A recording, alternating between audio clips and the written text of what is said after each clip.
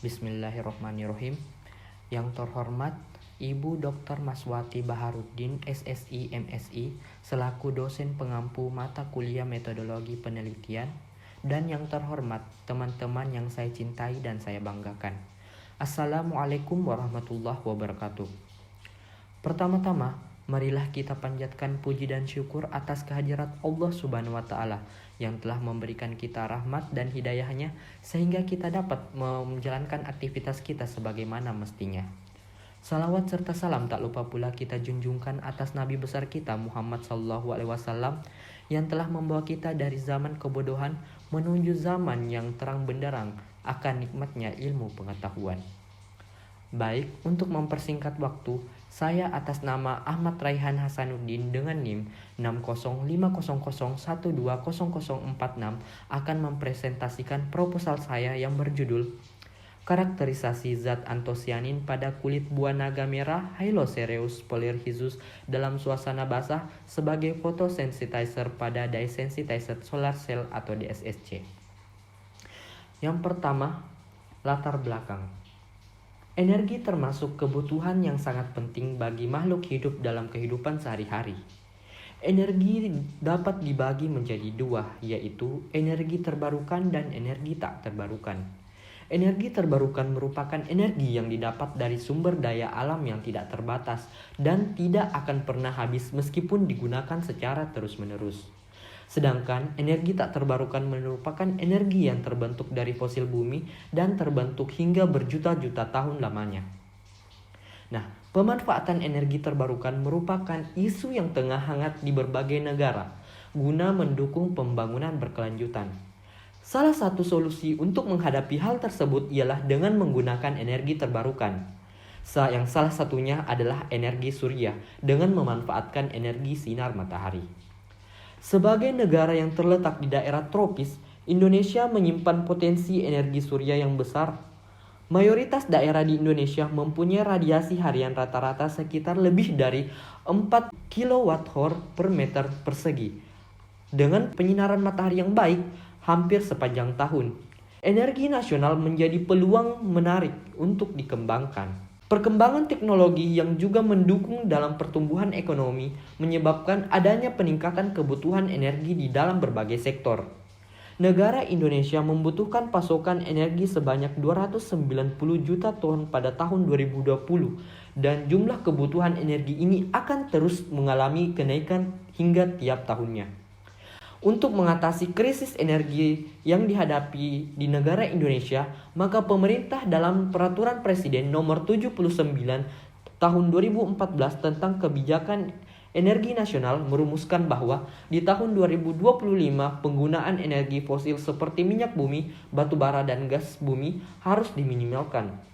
Untuk memenuhi kebutuhan energi di Indonesia, pemerintah memutuskan untuk mengoptimalkan beberapa potensi energi non-fosil serta meningkatkan penggunaan energi terbarukan seperti tenaga surya untuk energi masa depan. Adapun konversi energi matahari menjadi energi listrik berlangsung melalui sistem sel fotovoltaik. Energi fotovoltaik termasuk peristiwa terlepasnya muatan energi listrik di dalam bahan sebagai akibat penyerapan cahaya oleh bahan tersebut. Salah satu mekanisme yang bekerja berdasarkan sistem fotovoltaik adalah sel surya. Nah, pada sel surya sendiri, foton dari radiasi matahari diserap kemudian dikonversikan menjadi energi listrik. Sel surya telah banyak digunakan saat ini. Salah satunya ialah sel surya konvensional yang berbasis teknologi silikon. Dan adapun mekanisme kerja sel surya berdasarkan pada sel fotovoltaik. Seiring dengan kemajuan teknologi, telah dikembangkan sel surya generasi baru yang lebih murah serta bahan dasarnya berupa zat warna atau dye. Sel surya tersebut dikenal dengan istilah dye-sensitized solar cell atau DSSC. Dye-sensitized solar cell atau DSSC tersusun dari 3 komponen utama, yaitu elektroda kerja atau working electrode, elektroda pembanding atau counter electrode, dan larutan elektrolit. Hingga saat ini, terdapat 2 jenis zat warna yang biasa digunakan sebagai photosensitizer dalam DSSC, yaitu pewarna sintesis dan pewarna alami. Pewarna sintesis biasanya menggunakan senyawa organik logam berbahan dasar rutenium kompleks, sedangkan pada pewarna alami dapat berasal dari klorofil, flavonoid, antosianin, serta karotenoid yang dapat diekstraksi langsung dari bagian-bagian tumbuhan seperti pada bunga, kulit, daun, batang, hingga buah. Penelitian terdahulu. Yang pertama, penelitian yang dilakukan oleh Rafika dan Andriani pada tahun 2017 menggunakan metode pembuatan pasta TiO2, preparasi larutan dye dari kelopak bunga rosella, preparasi larutan elektrolit, preparasi counter elektroda karbon, fabrikasi DSSC, dan yang terakhir yaitu pengujian dan karakterisasi. Adapun hasil yang mereka dapatkan yaitu nilai efisiensinya akan meningkat seiring dengan peningkatan konsentrasi elektrolit dan lama perendaman sel dalam ekstrak dye bunga rosella. Efisiensi tertinggi didapatkan pada lama perendaman hingga 30 menit. Untuk sumber cahaya matahari, nilai efisiensi tertinggi 0,52% didapat pada konsentrasi elektrolit 0,5 molar. Sedangkan untuk sumber cahaya lampu halogen 150 watt, nilai efisiensi tertinggi 0,49% yang didapat pada konsentrasi elektrolit 0,3 molar. Yang kedua, penelitian yang dilakukan oleh Kati Rafan pada tahun 2022 dengan metode preparasi dye alami sebagai sensitizer DSSC, preparasi DSSC, dan karakterisasi DSSC. Didapatkan hasil yaitu sampel kulit buah pisang merah dan aloe vera menggunakan pelarut etanol dengan efisiensi tertinggi yang didapatkan sebesar 0,679%. Dan yang ketiga yaitu penelitian yang dilakukan oleh Nurul Fadilah DKK pada tahun 2019 menggunakan metode elektrodeposisi Zn TiO2Zn dengan memodifikasi permukaan titanium dioksida dengan jumlah Zn yang dideposisikan pada TiO2 yang dipengaruhi oleh tegangan yang akan mempengaruhi performansi DSSC. Dengan hasil yang didapatkan yaitu zat warna antosianin kulit buah jengkol dengan menggunakan asam galat dan pelapisan TiO2 didapatkan efisiensi tertinggi yaitu 1,40% dengan waktu perendaman selama 48 jam. Adapun integrasi ayat yaitu pada dasarnya umat manusia sejak dahulu telah dituntut untuk memikirkan tanda-tanda kekuasaan Allah Subhanahu wa taala. Salah satunya dengan cara mempelajari dan meneliti tentang matahari. Sebagaimana firman Allah dalam Quran surah Yunus surah ke-10 ayat 6 yang berbunyi, A'udzubillahi minasyaitonirrajim. Bismillahirrahmanirrahim. Inna fi ikhtilafil laili wan nahari wa ma khalaqallahu fis samawati wal ardi la ayatil liqaumin yattaqun. Terjemahnya, sesungguhnya pada pertukaran malam dan siang itu dan pada apa yang diciptakan Allah di langit dan di bumi, benar-benar terdapat tanda-tanda kekuasaannya bagi orang-orang yang bertakwa.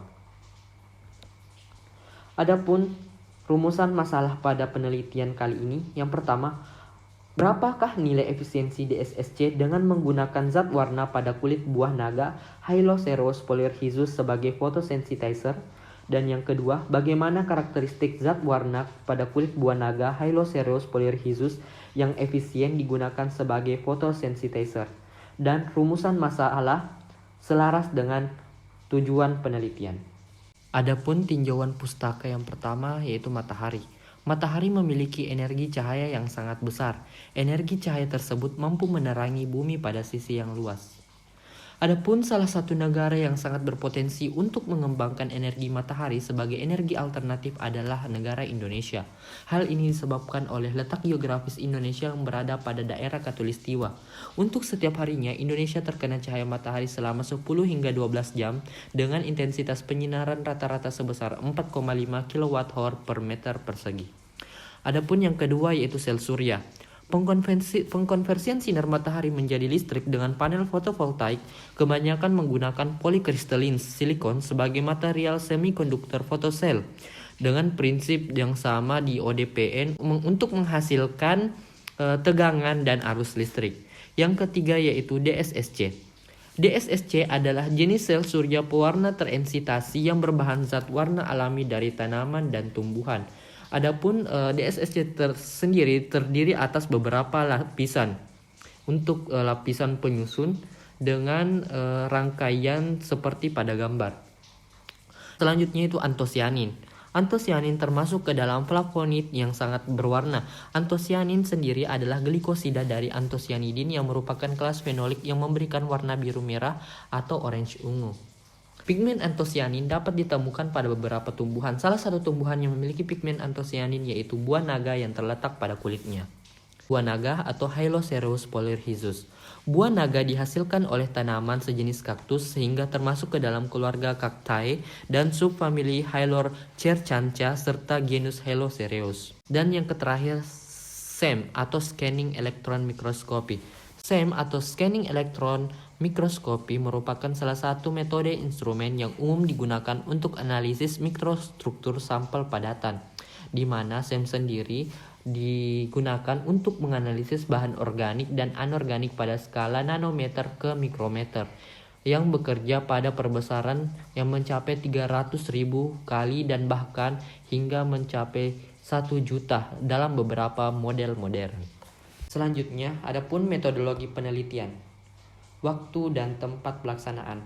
Adapun waktu penelitian ini akan dilakukan pada bulan Maret 2023 sampai bulan Mei tahun 2023 dengan menyesuaikan situasi dan kondisi yang terjadi.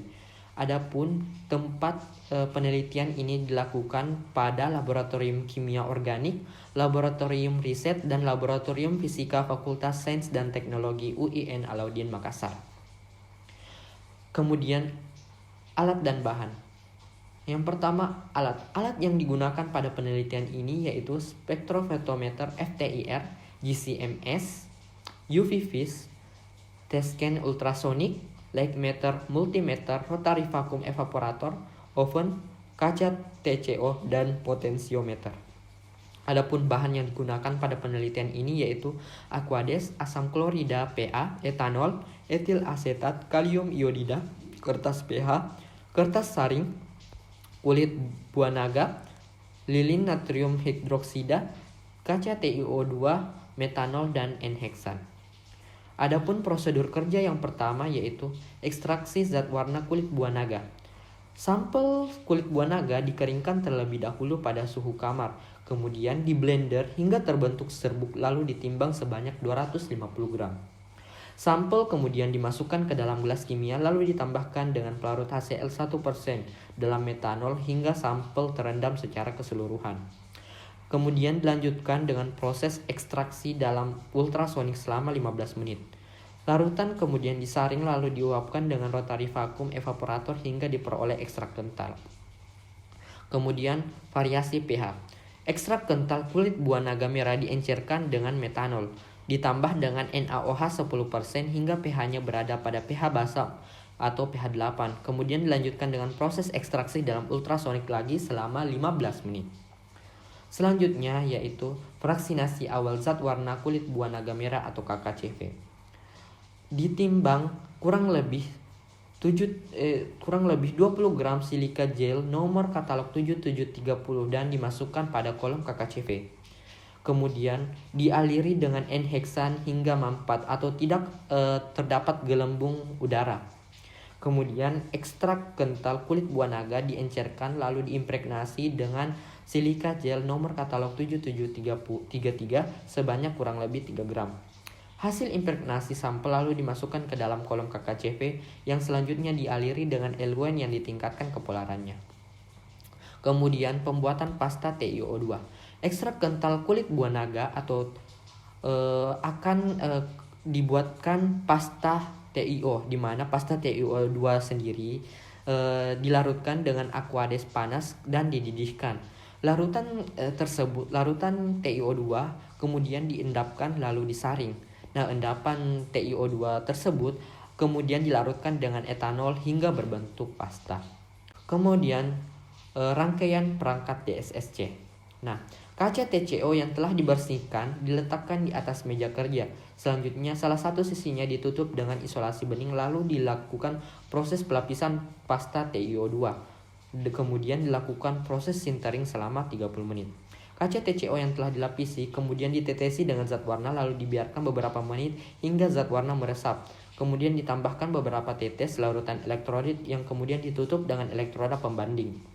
Perangkat SSC lalu dirangkai dengan multimeter dan pengukur intensitas cahaya, kemudian disinari dengan sinar matahari lalu mencatat arus tegangan yang dihasilkan oleh DSSC. Selanjutnya karakterisasi zat warna dan uji sampel. Nah, zat warna dengan efisiensi paling tinggi akan dikarakterisasi dengan metode FTIR, UV-Vis, dan GCMS. Selanjutnya kaca TCO dipotong dengan ukuran 0,5 cm x 0,5 cm dan salah satu sisinya ditutup dengan isolasi bening lalu dilakukan proses pelapisan pasta TiO2 teknis.